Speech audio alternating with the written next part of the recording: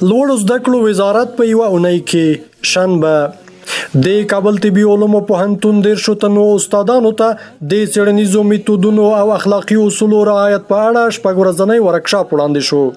یکشنبه د لوړو زده کړو سرپرست وزیر دایکنډي ولایت ته سفر وکړ. د کندهار پوهنتون 1100 اداري خالي بستونو لپاره لا 113 تنو داوطلبانو څخه ازموینه واخیستل شوه.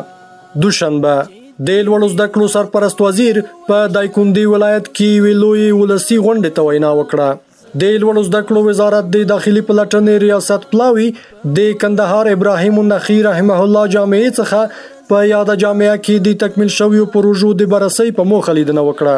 سهشنبه د فراه لوړو زده کړو مؤسسه کې د 4 میلیونه افغانیو په لګښت 4 لابراتوارونه او یوه مطبعه فعال شوه.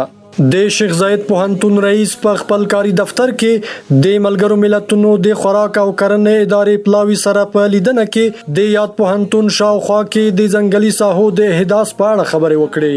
چهارشنبه د لوړو زده کړو سرپرست وزیر د خپلو سفرونو په لړ کې غور ولایت ته سفر وکړ.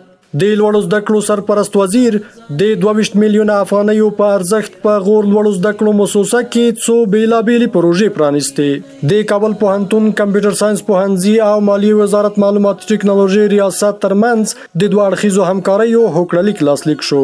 د هرات پوهنتون تدریسي روغتون 1400 تخصصي بستونو لپاره لا 215 تنو نمائندانو څخه ازموینه واخیستل شوه.